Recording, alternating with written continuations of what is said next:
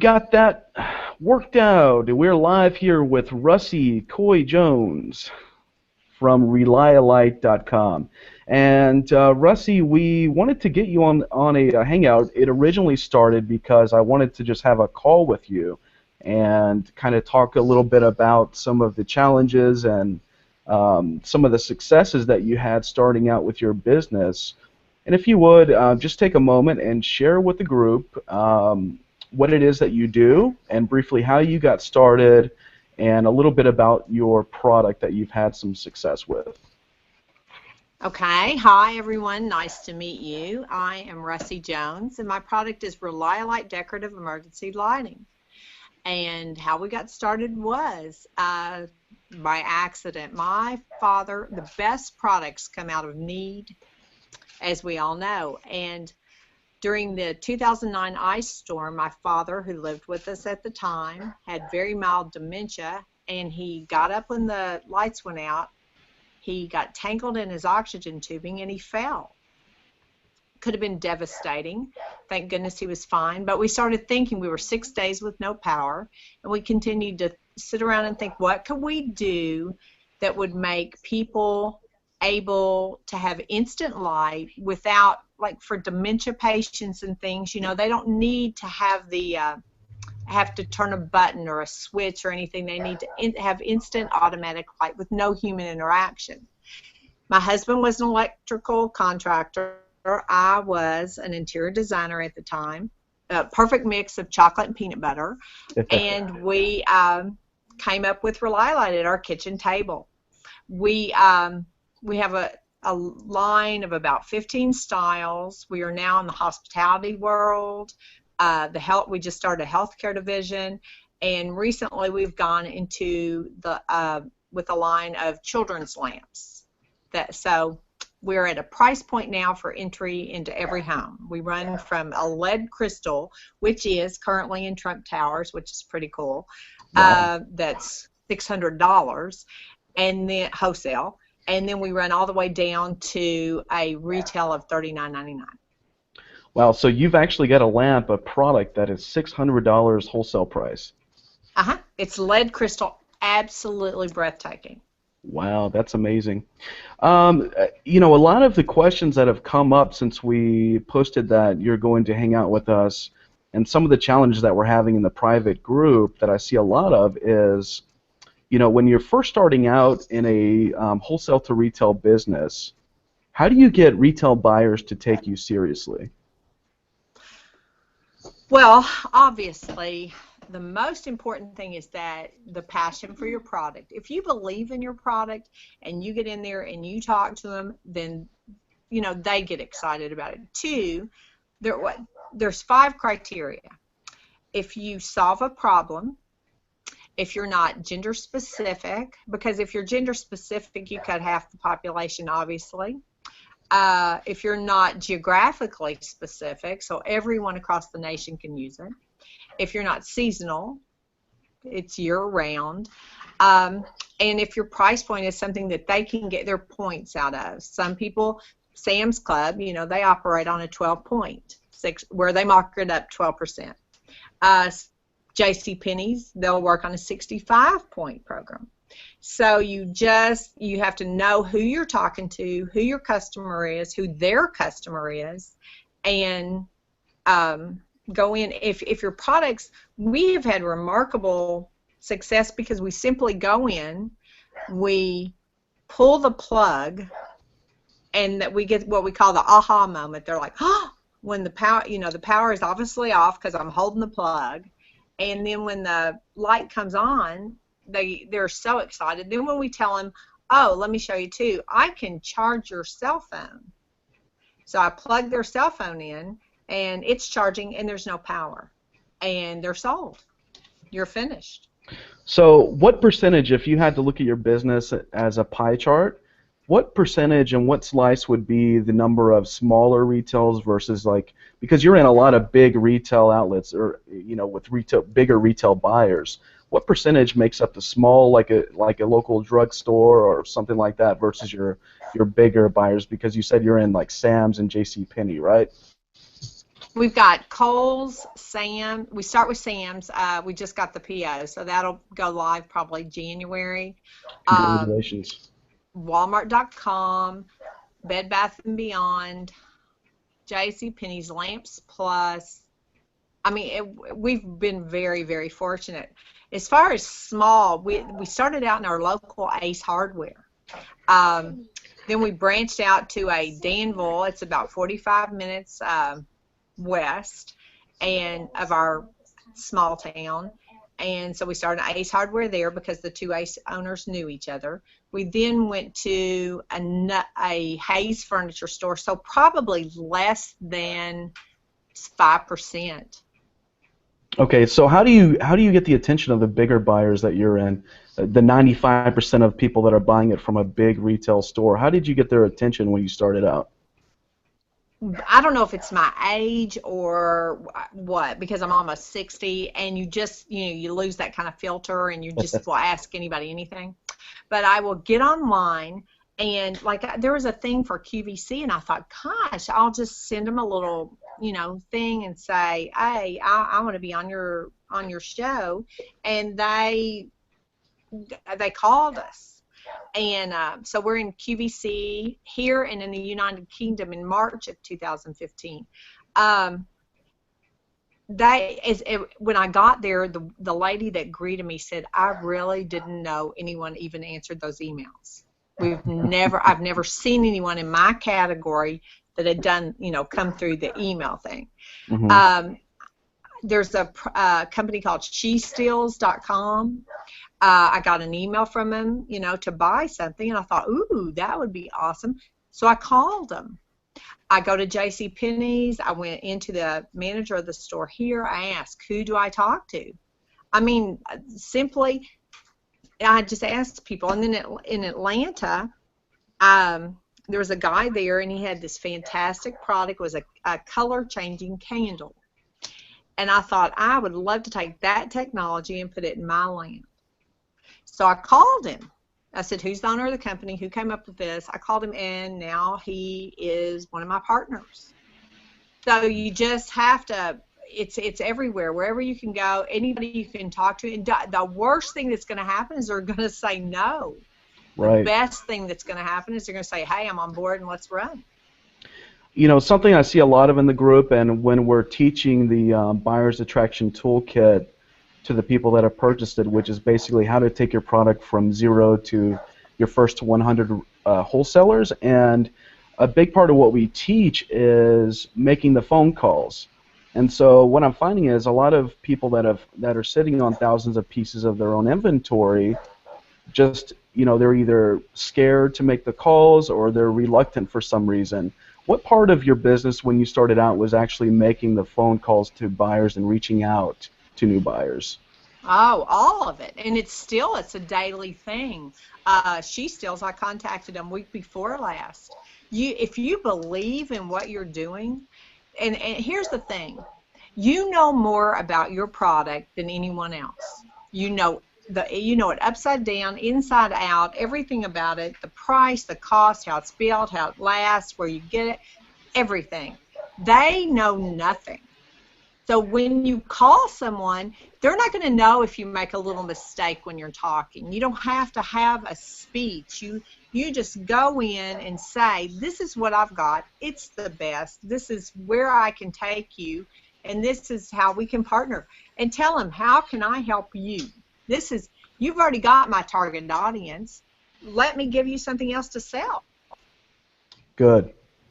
And so I think that one of the biggest keys is that a lot of our wholesalers in the group may feel like they don't have enough value to add when they're reaching out to buyers, and they may not have done the call, so they don't really know how easy it really is to relate and to talk to buyers. But like you said, if you know the value that you bring to the table, what's stopping you from making the phone calls, right? That's right, and the most important thing is these buyers every day are looking for that next big thing because that gives them kudos. So you're helping them out. In essence, they're working for you. So Yeah. if you go into it with an attitude, it's the same with your lawyer, your doctor. These people work for you. You're paying them. You're providing a product to them. So they're all you need is 5 minutes of their valuable time. And don't be afraid to continue. Follow up, follow up, follow up, because they get thousands of calls a day, and you have to be the one that stands out. Right. I think one thing that's not really brought up a whole lot that you just mentioned is that retail buyers, it's their job to buy merchandise, right? And That's right. so, so a lot of That's people don't realize that, it's their job to buy your stuff. It's That's not exactly right. hard. That's exactly right. They're looking for something that they can take to their boss, and they can say, "Look what I found. Look what I've brought to the table," because then they get kudos on their side. Right. So another thing that's becoming a theme, and Heather just brought it up in the chat, and Marcy, we're going to get to your question when we talk about trade shows, but Heather brought up, for example, lamps. It's not exactly a unique invention, even though you're adding a new spin to it, right? So Hmm. how do you compete with other wholesalers that are selling other types of lamps and taking up, shelf space? If it's not something that's unique, how does your approach different? How is it different? Well, that's actually the things that we sometimes think are our worst enemies are our best friends. Because if you're already selling lamps and you're successful at selling lamps and you've donated a large amount of your inline sales space, your retail shelf space to lamps, that means that it's a product that you're interested in. That means that you have retail customers constantly coming in for that product, correct? So Right. all I'm going to do is enhance it. And what I look at it is, I'm not like picking on this particular person, but Pluck and File. Mm-hmm. Okay, I love her product, Dawn. and yeah, Dawn. And the thing that I think about Dawn is the same as mine. Dawn has taken something that hasn't been changed in 100 years, Right. and we are taking it in there, and it says I apply it to this. When you go to the cell phone store, what are you going to buy? Are you going to buy the dumbest phone? Are you going to buy the dumbest file, the dumbest tweezers? Are you going to buy the smartest thing on the market? Are you going Great. to buy the newest thing? Because that's what we're programmed to do. Hmm. In this day and age, we want the best technology. We want the most convenient. So if they already have your target audience, you're giving them something new, which in my industry, in Dawn's industry, um, there's not anything like us. There's a million Awesome. lamps, Yeah. flashlights, there's a million files and tweezers, but there's nothing like hers and ours. I like that a lot, Russie. What I liked about what you said was a lot of times we think that we are the market saturated with a particular item that we're selling, but if you have the best one and you can relate that to, like you said, when you go to a cell phone store, you're there to buy the best cell phone that Right. fits your needs, and they already have tons of traffic wanting to buy cell phones. That's right. So if you can relate that to the retail buyer, it's an easy sell because they're used to buying lamps all day long, or they're used to buying tweezers or whatever it is. Right. Long. Well, let me ask you this, Russie. We've had a lot of questions, and Lindsay just asked, when you started out, were you selling just business to consumer? And if so, what was the period of time between selling to your consumers, your B2C, until you got your first wholesale to retail account, your B2B account? Now, of course, we'd talked it up a lot, and done a lot of hype in our hometowns. We were open 6 weeks, and in our first 6 weeks, we sold $8,000 worth of product. Now, that was to all the people in our hometown that we had talked about it and that knew about it. The word got out very, very quickly. We were on news channels and news stations, and when the word got out, we literally had people coming to us, and we've just been very fortunate. But we're also a fear-driven product. You don't want to be left in the dark. You don't like storms. We were just talking to Eugene. He's got tornado watches. Never watching it, yes.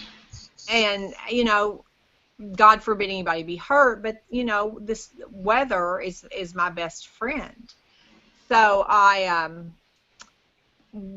we were probably 4 months selling to the consumer, and then I kept having to raise my prices on my website to make sure I wasn't competing with my wholesalers and my vendors.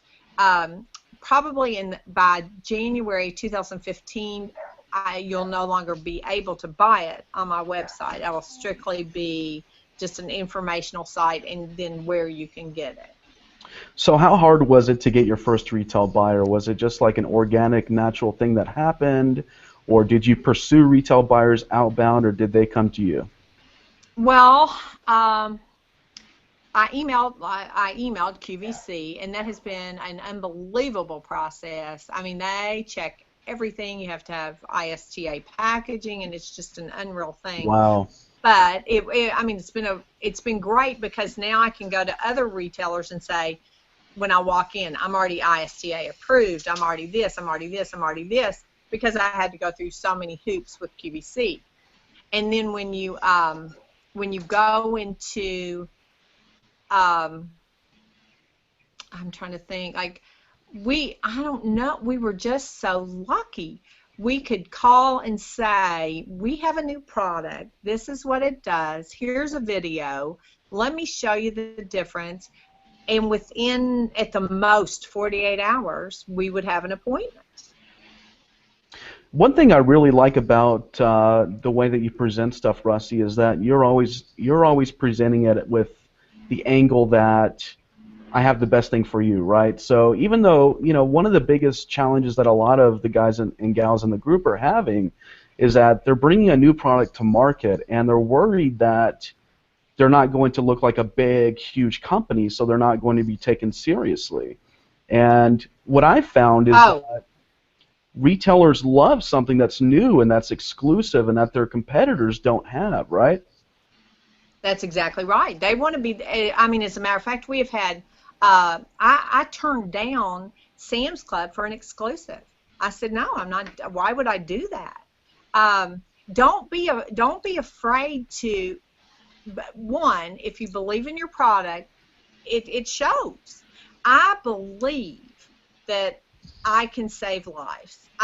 Do your research. What's better about your product than everybody else's? Well, candles, one of my major competitors, are responsible for 1 in 3 fatal home fires. Okay, I'm definitely better than that. Generators kill people. They're expensive. I'm better than that. Flashlights, well, there you are. Never where you need them. Battery, I'm better. Why are you better? Know your competition. Know what works for your competition. Study their marketing. Study everything that works for them. Everything that's made them successful, and use that. Because don't reinvent the wheel. You don't need to. Perfect. Yeah. Let me ask you this. Let's get into talking about trade shows. And you and I have talked a lot about trade shows because we both do a lot of them. And something that has been asked about a lot is, are you getting a return on the investment for trade shows? And what type of advice do you have for someone that's never done one but wants to start out small maybe with trade shows? Well, first, obviously, pick the very best one for your particular product. I'm a housewares product. I was in the residential. That's where I started. So my first trade show was the International Houseware Show in Chicago.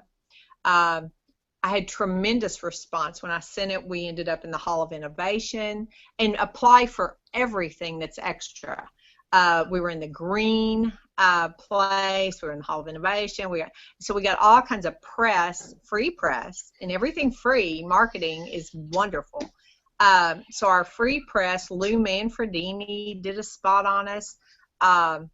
Chicago Tribune. I mean, we had so much free press. Of course, they're weather crazy up there. So also think about venue, geographically where your product would be important, and where everything is. Then think about who your audience is and how many people you can attract. So the reason we chose that is, one, it was international. So that took us out into Canada, which we recently aired at the Shopping Channel in Canada, and that's where we got that connection. That took us out into, let's see, Bed Bath & Beyond. We met them there. And we also met Hotel Register, and that took us into the hospitality field. So, go ahead, set appointments, tell people you're going to be there. They will send you a list of the attendees, and there's two lists, an international and a domestic list. And there's also a list of all the bloggers and the media people and all that. Tell them you're going to be there. Use every single inch of material that they give you to get the most out of your experience, because it is a fantastic thing if you work it. And I mean, you have to work. You're working it months before, and you're working it months after for one show. Yeah, I've got to say, Russie, I've met my biggest retail buyers at trade shows, specifically America's Mart in Atlanta. It's probably our biggest venue. And I can say in this last July we did a show, and that's where I met the Bed Bath & Beyond buyers, as well as the Beals buyers, Yes. and Wakefield's and a few other multi-store chains. But one of the biggest objections that's coming up in the group is that these trade shows are costly. So what advice do you have for either choosing the best one? I know you said pick the best in your niche, but when you started out, did you share booths with other people? Did you? One common thing is getting in with a distributor that already has a booth at the show and then getting them to show your product. What type of advice do you have to make it profitable for you? Okay, it was profitable for us. One run on TSC paid for more than paid for our show. So if you can get prior appointments, like I said, you're working it before and you're working it when you get there. So when you get the media list, if you look at a spot on the Today Show, you get a spot on the Today Show because they're all there. Good Morning America, the Today Show, they're all there. So you tell them you're going to be there and arrange appointments, arrange things, get their attention, do something that's going to get their attention, because you got to think your ROI does not only include sales, it includes marketing. If you're getting $100,000 a spot on Today Show's worth $100,000, Exactly. that's huge. So you got to look at the whole picture, and then secondly, as far as sharing booths, I want all the attention. So, that's to me, I don't love that. If you go in with a distributor that has a lot of products like Ivy Stone or something like that, as long as you're there and present, they've got so many products that they're trying to show. You need to be there. So sometimes you kind of have to say, I know that this is your thing and your booth and your show, but this is my item and this is my life, and so I'm going to be there to represent my product. If they don't like that, then they're not trying to sell your product. They're not interested in you, and you need to find somebody else. Yeah, that's true, Russie. One trick I used when I first started out was I immediately got some distributors that were repping some of the products I had, and I made the agreement that I would show the product in their booth at the shows, and they didn't have any problem with it. And so that I just made sure that any sales that were written at the show, it went through them, so they got their commission cut on it. But I think what you said is very important, because these shows, you can't expect just to show up and to rely on foot traffic. No. Anytime I do a show, I book between 10 and 20 appointments per day with buyers. They're already going to be there, and it gives you another opportunity to call them and say, hey, I'm going to be at America's Mart in January. 90% of the time, they're going anyway. So it turns a sales call into an actual face-to-face meeting. That's and right. Then, if you can line up 10 or 20 per day, you're going to have anywhere between 8 and 15 actually show up, and you can show them your product. That's right, and you get all their attention. That's a very good point. Yeah. And you have to remember that you're just as important. They're working for you. You're important. Your product is important. You have put your life, sweat, and blood into this, and you need to be that way. I can't remember the exact quote, but I don't know if anyone's familiar with TED Talks. Sure. Okay, TED Talks Dr. Brene Brown is incredible.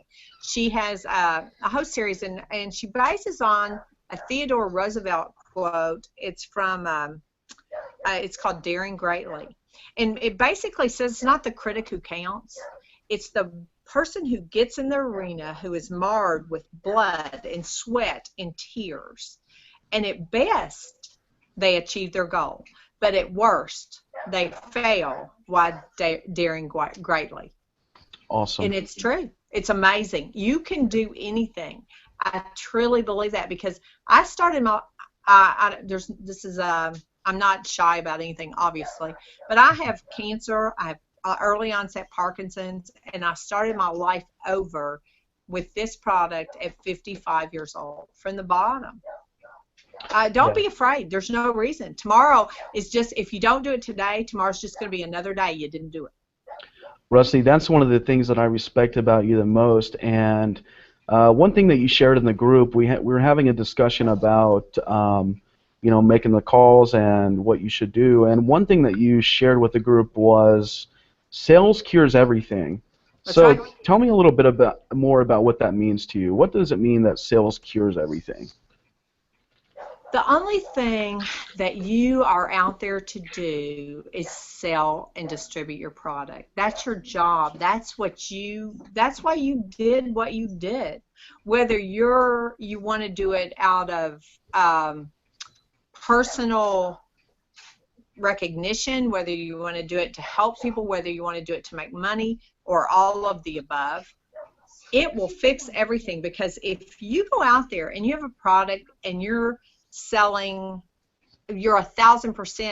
this month over what you were last month in sales, your attitude's going to be better, your confidence is going to be better, obviously your bottom line's going to be better. The more you sell, quantity, we all know, makes your product price go down.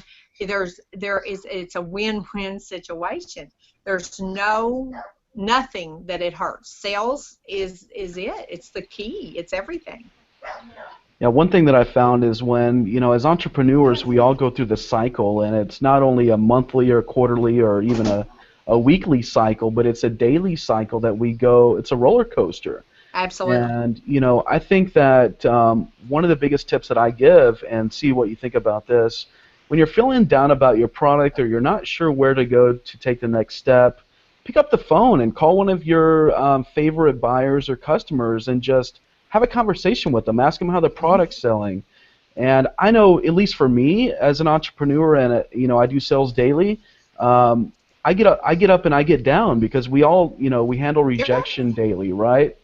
So just hearing someone tell me that, hey, your product is great and it's selling great today, or just picking up the phone and talking to 5 or 10 new buyers, it really, when I go to sleep that night, I feel better about my situation, even if it's not going great for the month, Well, and another thing, I totally agree with you. Another thing too is that I think would be an excellent thing for us to do is in our group, everybody have a connection, that one person that you can go to, that you can say, hey, I need a cheerleader today, and spend 15 minutes pumping the other guy up, because that's what we're here for.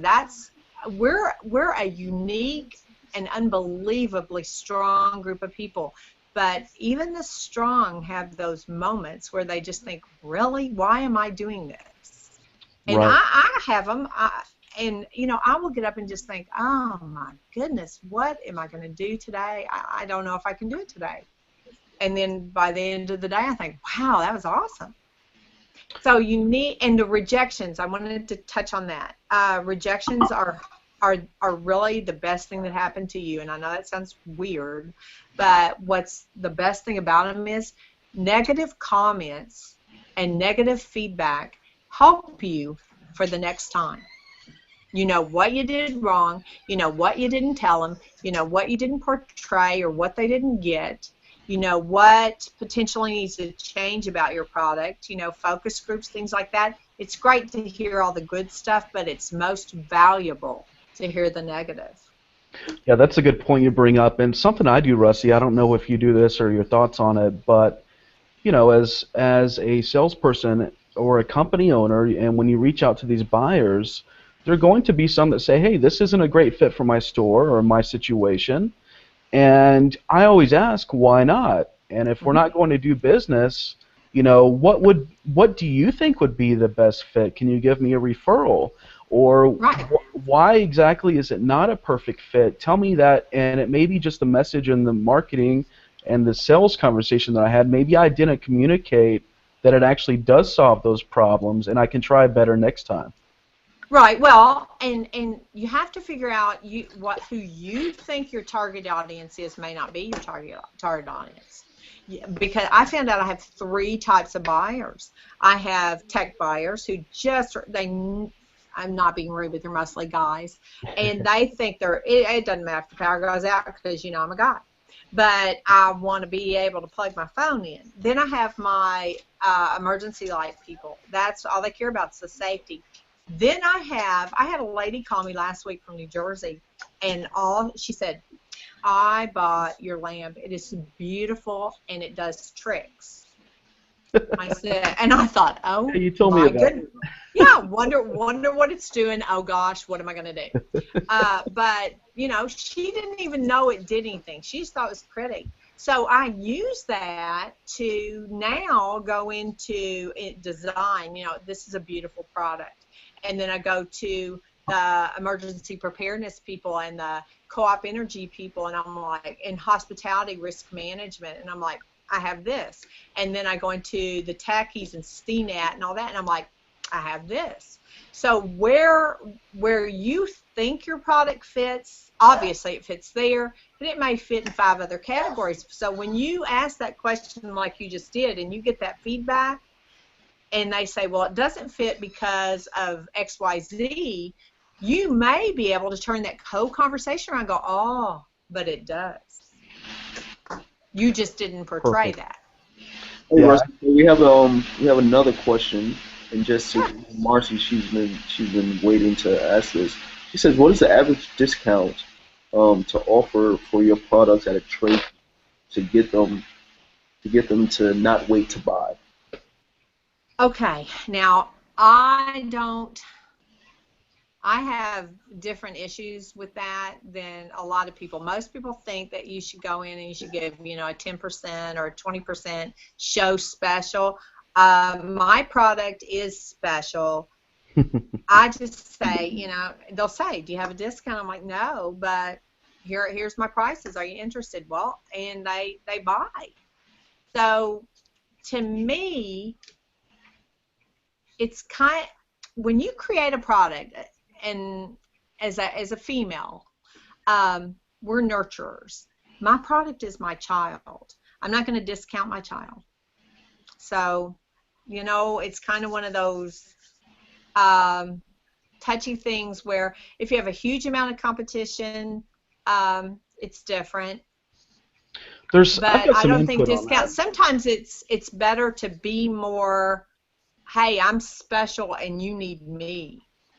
Yeah, I've got some input on that, and I'll share this with you because I'm in a different field. We do a free shipping discount at the show, Sure. and then we also do a 5% off of any orders over 500 and 10% off of any orders over 1,000. But the real reason we do that is not to try to. We don't want to, eat into our margins of the show orders. But we print out a little card for them, and it shows, a map of how to get back to us because you've got to remember these buyers go to hundreds of or 50 Yes. different places, and if they don't, they're shopping and they may forget about you. But not only that, we use it in our marketing message leading up to the show, and then we offer that discount for anyone that orders during the week of the show, and that way, it really does drive sales during the show. Because if you give them, even if it's free shipping or something like that, it gives me an excuse to email them several times leading up to the show. So it's really all about strategy too. True, that's true. And it also, now that's a good point, it also gives them something in their hand to remember to call you back. And it gives them incentive. I was going to do a $400 order. I'm going to do five because I get free shipping. That's right. We can So I bump them to can, a yes, that's, thousand. Yep. yeah, that's an excellent idea. Okay, I had something, and I've been observing. I've been taking like real notes, real good notes. And you obviously know your product. You know how to sell, Russie. But for the people that are watching, and they may not be as outgoing as you are.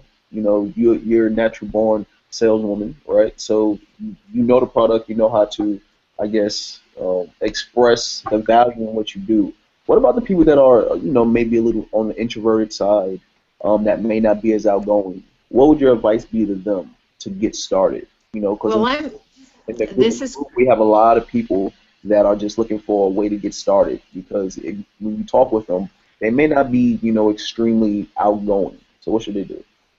okay. This is going to be the weirdest thing. Probably you'll just be like, oh no. I have severe social anxiety. I hate it. I hate being in front of people. I mean, I hate it. Uh-huh. Yeah, I know. I am an extreme. I am not a salesperson. I was a designer. I was in the background. I hated doing when I had to stand in front of the board. I did commercial design, and I would just panic for like 2 days. But the thing is, you become immune because you do it once, you do it twice, and you're not getting up in front of 400 people. You're getting up in front of 2, 3, 4 buyers, Hmm.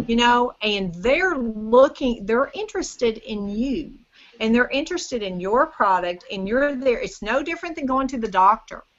That doctor gives you that 15 minutes or 20 minutes because he is trying to solve your problems. Hmm. So you look at that just the same. I am here and I am trying to solve your problems. I appreciate so much that you said I was a natural salesperson. I've never been in business. I've never sold anything. But I believe with every inch of my heart and soul that we have a product that will change the lighting industry and that I can save lives. So it's easy. So if you believe in your product, stand in front of the mirror and I believe in my product. I believe in myself. I believe that I can do this. And like I said, if we had one of those connection programs where everybody had a cheerleader buddy or something, Hmm. now I was a cheerleader, so, that is something I did. But it after after the I just had brain surgery in the spring, shaved all my hair off. Um, so I've done so many things that have just made me, well, in my age, where you just go, yeah, well, here I am. Um, I just think people need to believe in themselves, and I really do believe a mentor or a buddy, a cheerleader, a partner. Um, you got to have somebody that has your back. That's just saying you can do this, you got this. Even if right before you walk in the sales call, you shoot them a text, and they shoot you or they know you have a meeting at 2 o'clock, and they shoot you a text at 10 till 2 that says, "You've got this, you can do this." That's all it takes. It's just believing. Just believe. It's a good point, Marcy. I think one of my favorite things about you is how convicted you are. Your conviction just shows through, and I think a lot of people are just uneasy about how buyers are going to take them, and I think it's a confidence issue in their product.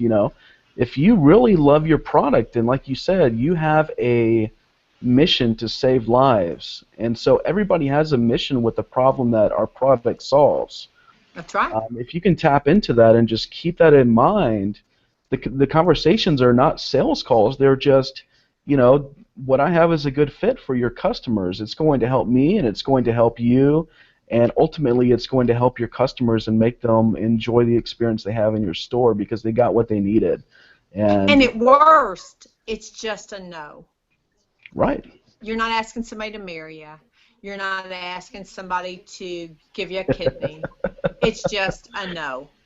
Yeah. So, and then I always look at it as when I walk out, if I've had, well, I think I've had 2 meetings where they ended up, I got the sale, they ended up calling me back, but they didn't just rave and go on about it. So I was disappointed.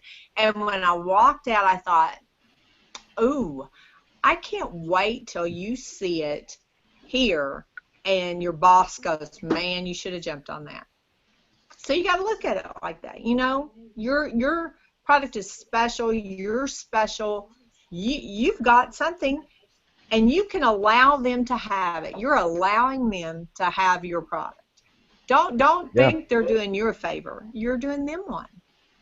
Perfect. Yeah, I think a lot of times I even start the conversation out with, "Hey, what I have, it seems like a good fit, but we'll see if it is. If it's not, great. You can refer me to someone who might have a better fit for it." Right. And that's all you're doing is all day you're just trying to find a good fit for your product.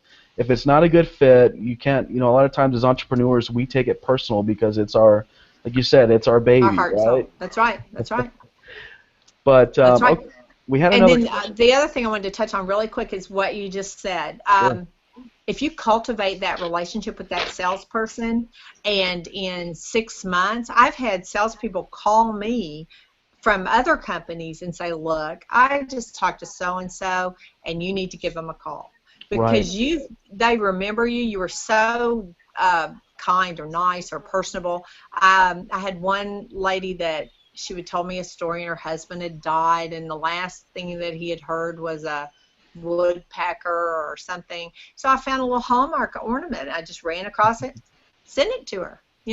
Why not? It's not a bribe. You're not doing anything. It's because she told me a story. Her husband died of cancer. It touched my heart. I'm a cancer person. So I thought, oh, that reminds me of that. And I didn't go out and look for one. You're cultivating relationships. If I saw something, Scott, that I thought, oh my gosh, he's got to have it, I'm going to send it to you. I'm going to cultivate relationships. I'm Yeah. going to call you. How are you? How you been? Send them a card. Thank you for meeting with me. Rejection is nothing. Nothing. Well, one of the tricks I use a lot when I'm selling to buyers is if we find out that it's not a good fit for my line, I ask them, what else do you need what else are you trying to buy that you don't have or that you can't find?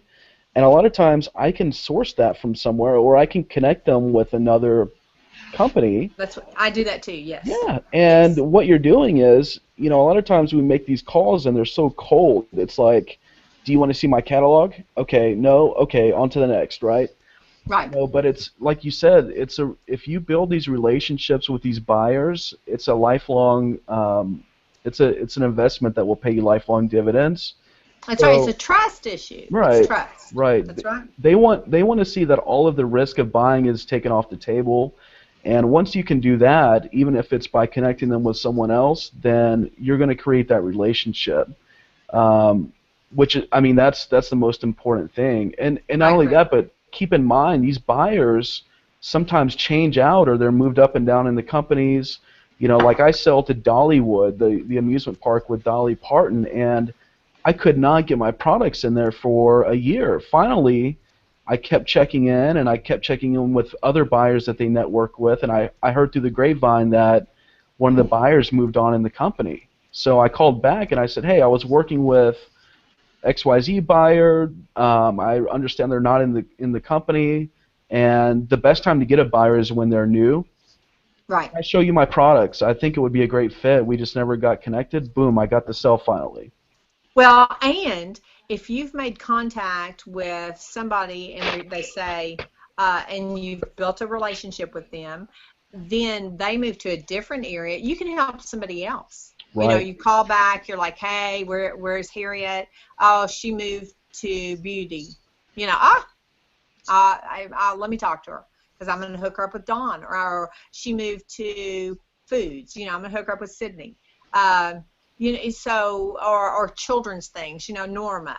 So you look at all these people that you see every day on these closed groups, they have great products. And I talked to a guy, I don't know if he called Philip, but I talked to a guy about Hako, or the ties that Philip Hmm. has.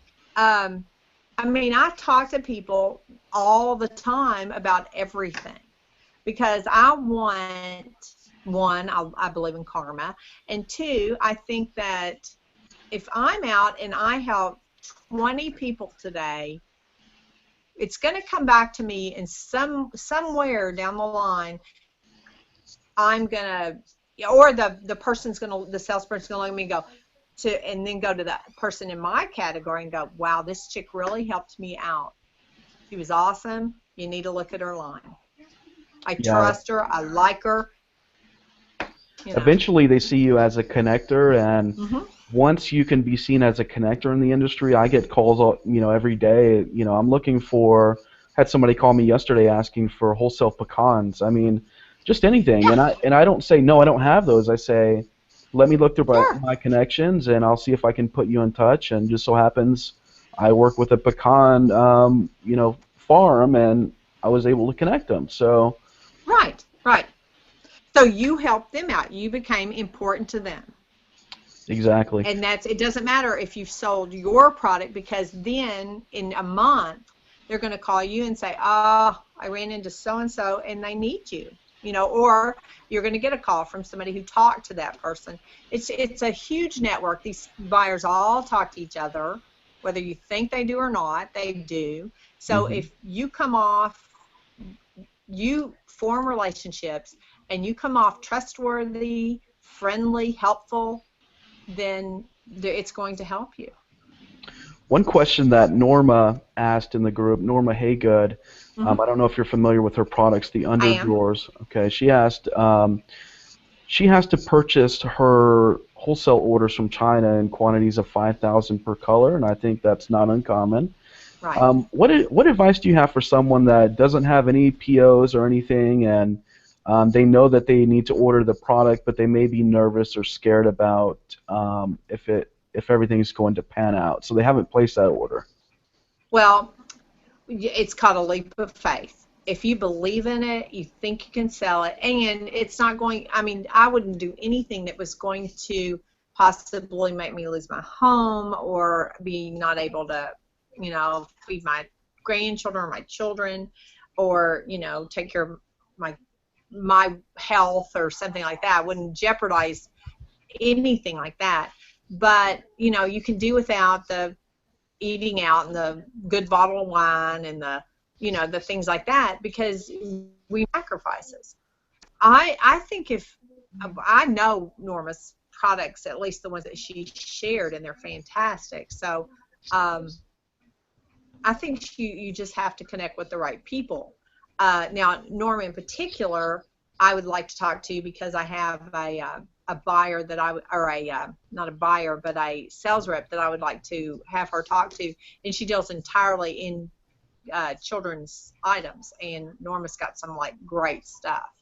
Um, but it's a leap of faith. You have to look at, if you can pre-sale, that'd be awesome. If she could find she could find 4 or 5 really good arenas that they could even market locally, trade shows, fairs. Um, I mean, I'm an all-in girl, so I'm probably not the most conservative. Um, but then again, I think it's an age factor. I'm almost 60. I Well, figure, hey, what do I yeah, have to lose? a couple things. For one, 5,000 pieces sounds like a lot, but it's really not when you're No, selling, quantities. I mean, you can move 5,000 pieces in a month if you do it right. But right. number two is, as entrepreneurs, I think that we all have ways to come up with unique solutions, right? So you have to take your mind off of, and see if this makes sense to you, but you've got to take your mind off of, hey, I got to come up with the money to fund this producing job for this 5,000 pieces, and then put your mind on how can I make that happen, whether it be bring on some pre-orders or hook up with a distributor that can give you a commitment for quantities, or hook up with an investor that can fund the order, whatever you need to do. I think it comes down to having the confidence that you're going to do what it takes to sell the merchandise once you get them in hand. That's right. And to me, um, like I said, unless financially it could destroy you, if you are not comfortable enough to put yourself out there on the line, then you don't believe enough in your product. And you're I not going to mean, sell them once you get them. I mean, no, another thing is too. I mean, if you just need that extra boost of confidence, call some buyers and show them the catalog. And if they say they right. want it, then great, go ahead and get them produced. As long, like you said, as long as it's not going to bankrupt you. You know. Right, and do focus groups. I mean, I did.